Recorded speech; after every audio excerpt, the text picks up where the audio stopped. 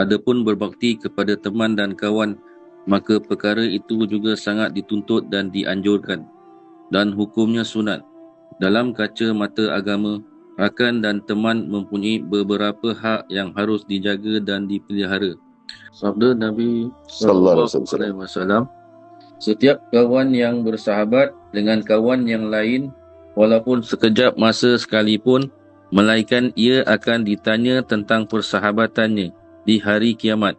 Apakah ia telah menunaikan hak persahabatan itu dengan baik atau ia telah mensia-siakan?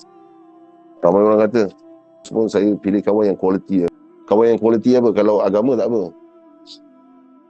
Tapi ni tanda-tanda orang yang nak benefit untuk diri dia je. Sedangkan Imam Syafi'i ada sebut, ada riwayat daripada Nabi SAW yang saya ingat, disebut apa? Antara adab-adab berkawan ialah apa yang kita boleh manfaatkan diri kita untuk kawan atau sahabat kita. Bukan apa yang kita bersahabat dengan ini, tengok Sadiq, apa yang Sadiq boleh beri manfaat kepada aku. Gaharu free ke? Apa yang Wan boleh beri manfaat kepada saya? Transport free apa tak?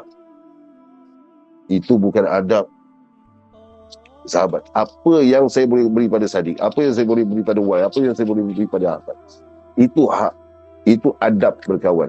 Bukan apa yang orang tu boleh beri manfaat untuk kita. Tidak.